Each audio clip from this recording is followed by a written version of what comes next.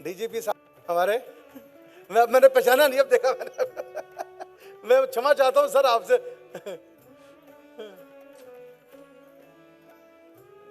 जितेंद्र जी भी आ गए।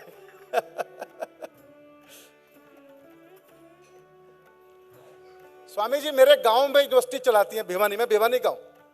जो काम हमको करना चाहिए था आप कर रही हैं।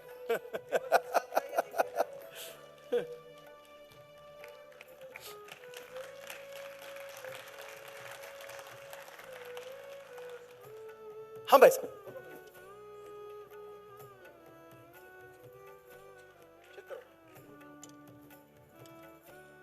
भैया ये माइक, ये दोनों माइक में आवाज ठीक से जा नहीं रही, इसको कुछ रास्ता निकालो इसका।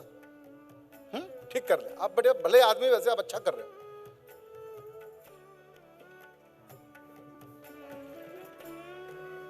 मंगलम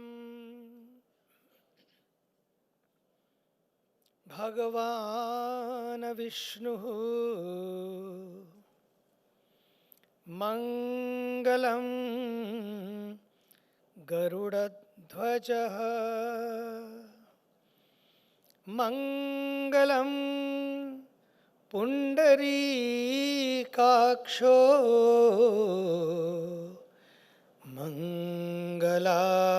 मंगलायतनो हरिः सर्वमंगल मांगल्ये शिवे सर्वार्थ साधिके शरण्ये त्र्यंबके गौरी नारायणी नमोस्तुते।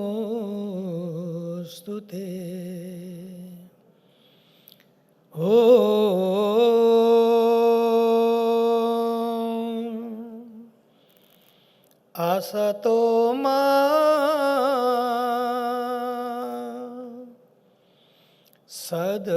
सद्गमय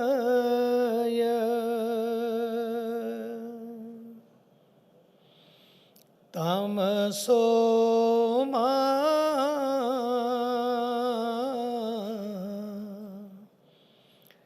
ज्योतिर्गमय।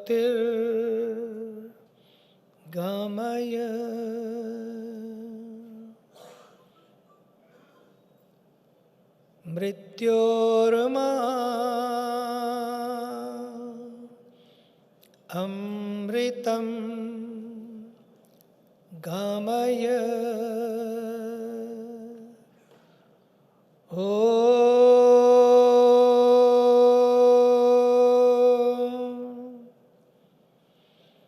शान्तिः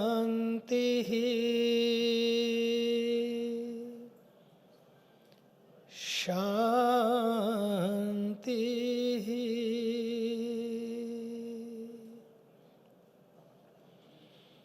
शांति।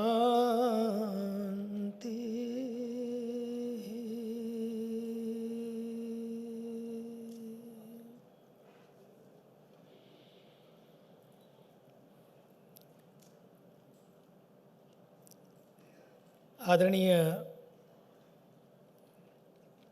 श्री नंदकिशोर गर्ग जी, आदरणीय श्री संत जगदीश परमार्थी जी, और उद्योग के क्षेत्र में, संस्कृति और संस्कारों के क्षेत्र में जिनका योगदान भी है और जीवन भी समर्पित है, ऐसे हमारे श्री लक्ष्मी गोयल जी, और एक ऐसा परिवार जो प्रेरणा है। पिता की पीड़ा थी, कहीं मेरे तक ना रुक जाए ये काम, ये यात्रा।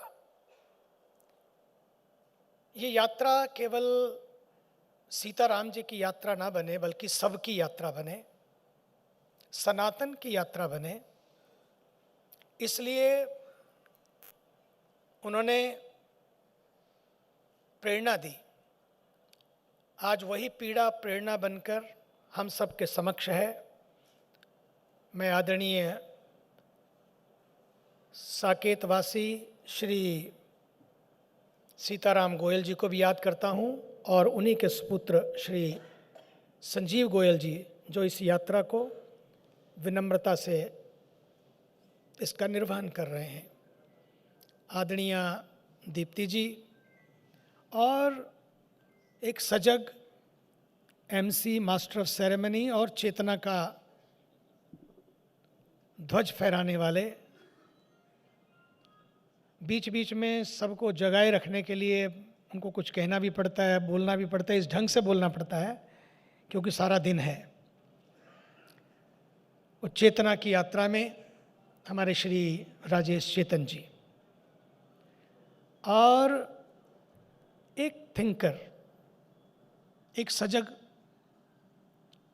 संगठक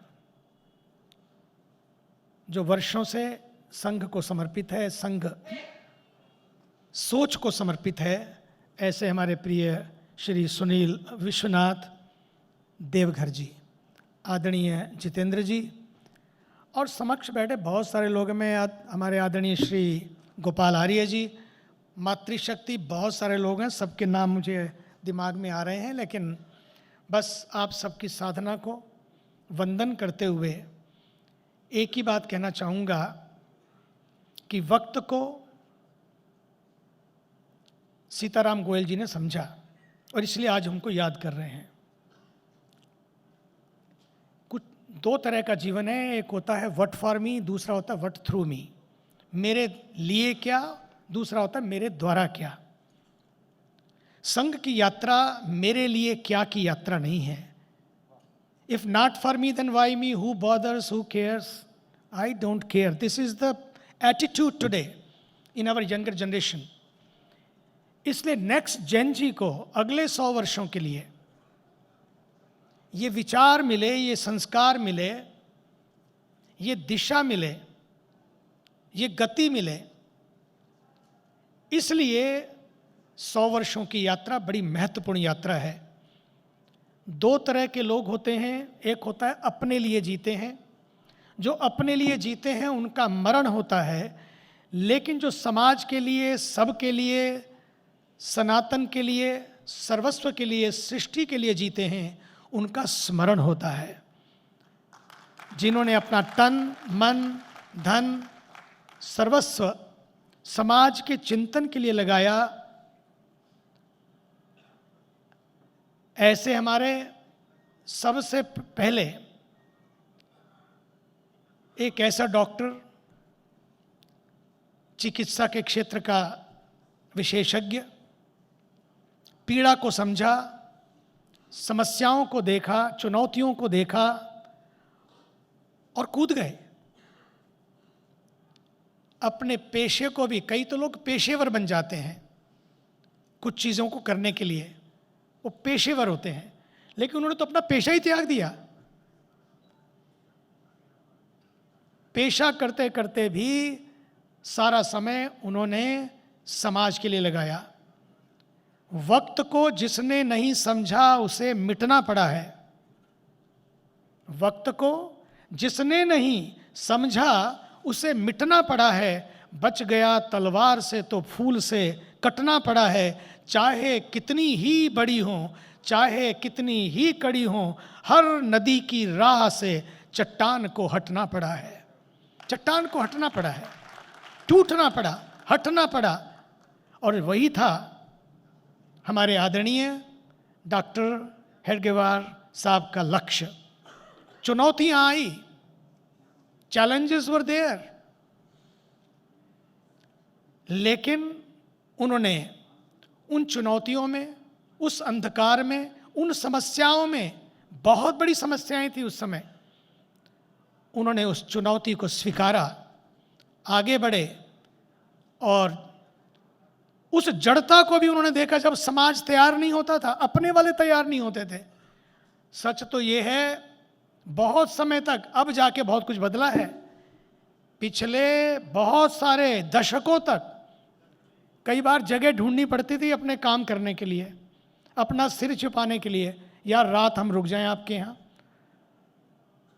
दोस्त ढूंढने पड़ते थे, मित्र ढूंढने पड़ते थे। अमेरिका की बात मैं करूं तो वहां नाम लेना भी मुश्किल होता था कई बार। लेकिन समय बदला, क्योंकि सोच बदली, और वो सोच एक महापुरुष ने दी। और तो और मुझे तो लगता है कि जब पुणे के लिए जगह तलाश रहे थे, कोई जगह होनी चाहिए जहां काम शुरू करें, आपको देखकर याद आ गया मुझे कि पुणे को एक भूतिया, एक जगह किसी का खाली प्लाट पड़ा था वहां, भूतिया नाला या क्या खाला था, कुछ नाम था उसका, वो है भूतिया महल। भूतिया महल लोग भूतों का घर कहते थे, कोई जाने को तैयार नहीं था, लेकिन कोई जगह नहीं मिल रही थी। लोग कहते थे, लोगों में अंधविश्वास था कि नहीं नहीं वहाँ भूत आते हैं, वहाँ नहीं करेंगे, कोई आएगा ही नहीं। वहाँ शाखा शुरू करी तो शुरू से ही गड़बड़ हो जाएगा। तो डॉक्टर साहब ने इसे देखा, सोचा कि सबसे पहले इस अंधविश्वास को तोड़ना है। कौन से भूत, कैसे भूत? ये भय के भूत को भगाना ही उनकी सबसे बड़ी चुनौती बन गई। उन्होंने कहा नहीं, शुरू करेंगे, करो कल से शुरू, वहीं पर होगा। और अंधविश्वास से विश्वास की यात्रा है संघ की यात्रा, और उन्होंने वहीं से शुरू कराया। और आज वो भूतों वाला घर देश के सपूतों का घर बन गया है, देश की ऊर्जा का घर बन गया है। ऐसी कितनी कहानियां हैं जिनको मैं कह सकता हूं, कितनी चुनौतियों में काम शुरू किया। एक सोच, एक विचार का बीज आज वट वृक्ष बन गया है। And let me tell you, हमारे विचार ही सबसे बड़ी समस्या है। सोच छोटी हो तो समाधान भी समस्या बन जाता है, और सोच बड़ी हो तो समस्या भी समाधान बन जाती है। उनकी सोच बड़ी थी। मैं आज उस सोच को नमन करने आया हूं। जब 100 वर्ष पूर्ण हो रहे हैं डॉक्टर साहब से लेकर आदरणीय गुरु गोलवलकर जी से जो यात्रा प्रारंभ हुई, और फिर आगे यात्रा बढ़ती रही, और आज आदरणीय इस राष्ट्र के ऋषि आदरणीय डॉक्टर मोहन भागवत जी एवं सभी कार्यकर्ता, करता काम कोई है, नाम किसी का होता है, जलते तेल और बत्ती नाम दिए का होता है। कि दिया जल रहा है, लेकिन उसके पीछे ना जाने कितने ऐसे गुमनाम सेवक हैं जिन्हें पड़ी नहीं है किसी मेडल को इकट्ठा करने की, लेकिन उन्होंने अपने जीवन को मॉडल बना दिया समाज के लिए। समाज के लिए पद की कद की कोई परवाह नहीं की, कहीं खड़े धूल धूसरित होकर वे आगे बढ़ाते रहे इस कार्य को। आज जब समाज में एक वैचारिक प्रदूषण है, व्यावहारिक प्रदूषण है, वाणी प्रदूषण है, वायु प्रदूषण है, और साथ साथ विकास के कारण भी बहुत सारे प्रदूषण हैं, उन सब प्रदूषणों का जवाब है आज ये संघ की सोच, जो पंच परिवर्तन। देखो 5% से शुरू किया, पंच परिवर्तन तक आ गए। 5 लोग थे शुरू में, आज वो पंच पर्सन की यात्रा 5 पीपल, और आज वो पंच परिवर्तन की यात्रा जो है वो आने वाले 100 वर्षों के लिए इस बात को पूर्ण करेगी। और ये सारी कारण है, इसके पीछे क्या है? विनम्रता, संस्कार। क्योंकि अभी हम बात कर रहे थे हमारे आदरणीय बजरंग लाल जी, अहंकार से उन्होंने शुरू किया, और सच तो ये है जीता हुआ भी हारा जा सकता है अहंकार से, और हारा हुआ भी जीता जा सकता है संस्कार से। संघ की यात्रा संस्कार की यात्रा है। संघ की यात्रा हर सब को साथ लेने की यात्रा है, संग होने की यात्रा है।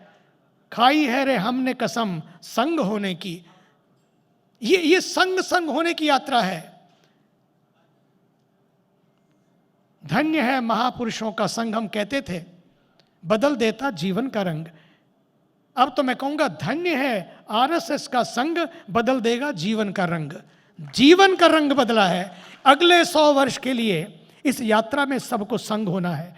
जब दिया जला रहे थे तो दिया बड़ी कठिनाई से जल रहा था, समय लगा, लेकिन हमने कहा सब संग संग जलाएं।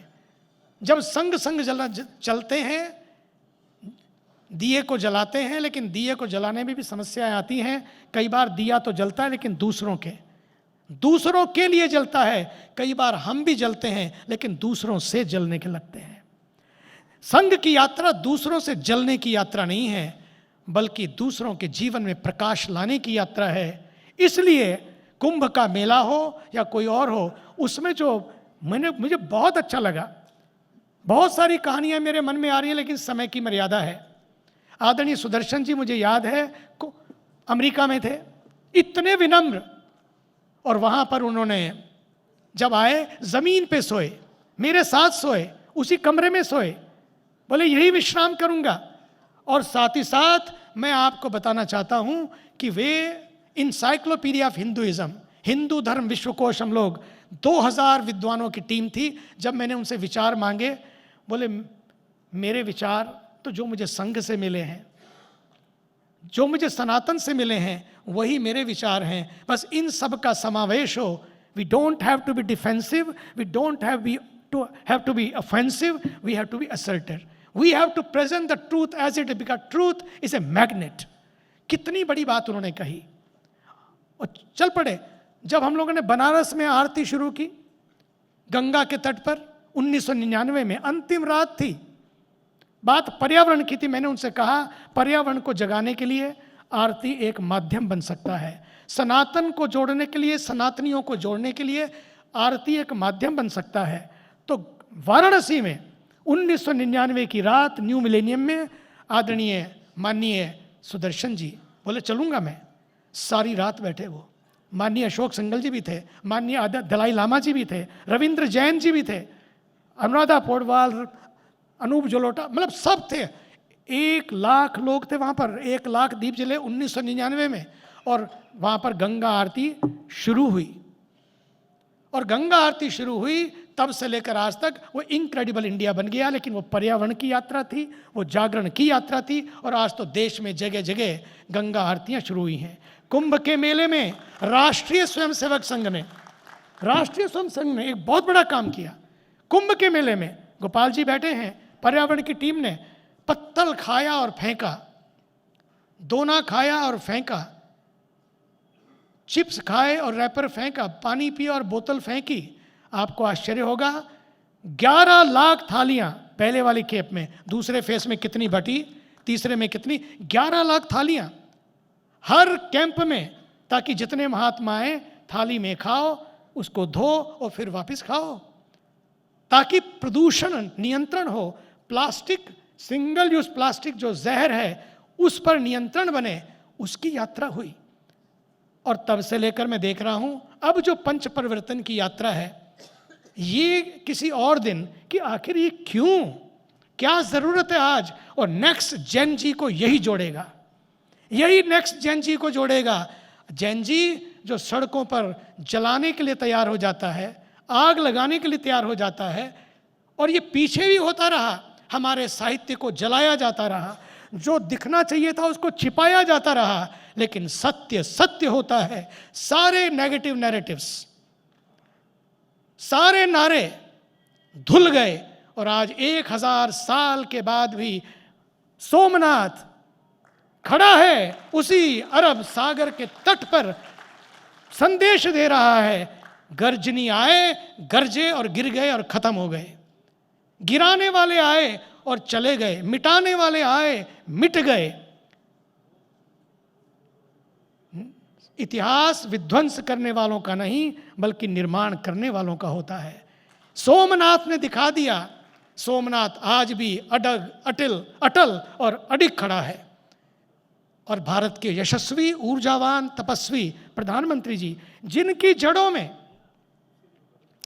राष्ट्रीय स्वयंसेवक संघ के संस्कार हैं, सोच है, इसलिए आज देश आगे बढ़ रहा है, पूरे विश्व में आगे बढ़ रहा है। और आज 1000 साल की यात्रा हमने सोमनाथ की देखी।